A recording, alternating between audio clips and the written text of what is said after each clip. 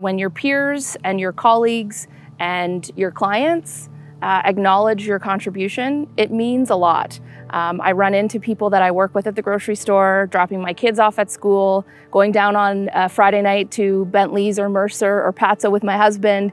You see people passing by, they know you know them, they're telling you their stories, and then a number of years into this role later to say, hey, you're doing such a great job, we want to acknowledge you as a business leader, I'm overwhelmed. My dad always taught me that the best way to find out who someone was to see what they did when no one was watching.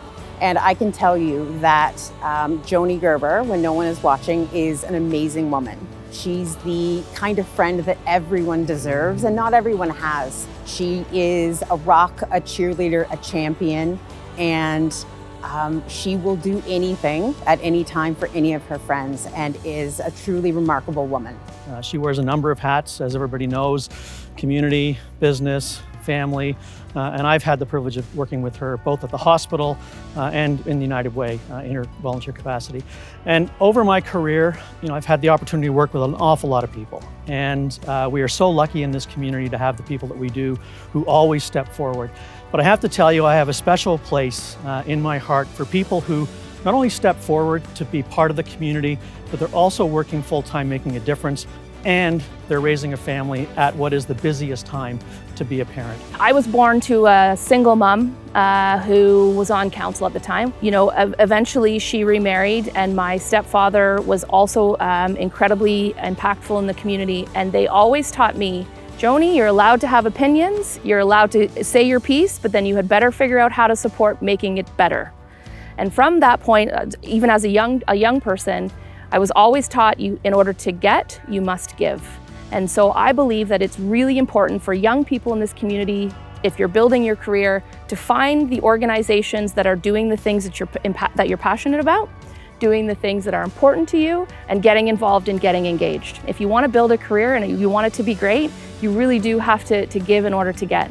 I can recall a time when she came into work one day and she was really bothered by a post she had seen on Facebook. There was a woman who posted that her son had had his bike stolen and it was his only method of transportation to school or to work, and she didn't know what she was going to do.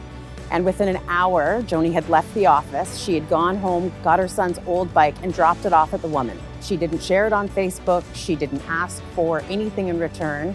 She just wants to help. When I first came to Stratford, we had decided to move to the community, but we hadn't actually moved in yet. And I had an opportunity to attend a networking event, which is where I was introduced to Joani. Her immediate connection with someone who she knew instinctively was going to need to have connections with the community that they had none in.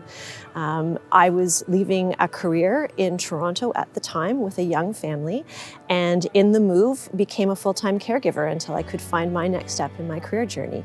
And throughout that entire time that I was home with my children, she was there connecting me, making sure that I knew what events were happening, making sure that I knew what volunteer opportunities existed. She was really passionate about helping me find my way.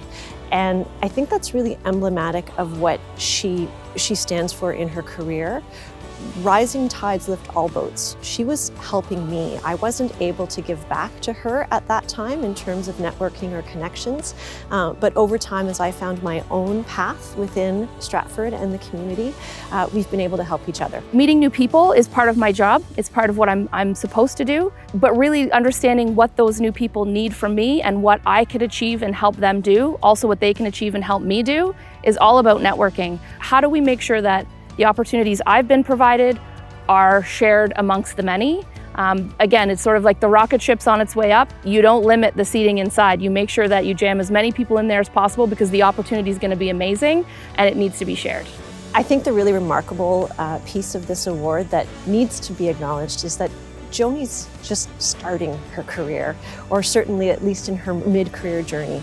Many times when an award like this is offered, it is for someone who has been able to contribute over a lifetime. And that she has been recognized in this way at this stage in her career just shows so much promise for how much more she has to give. When you look at Joani, not only do you see a business leader, you see someone who is a mentor. And to me, we need people like Joani in this community, and for the Chamber to recognize her this way tonight, I think is absolutely exceptional.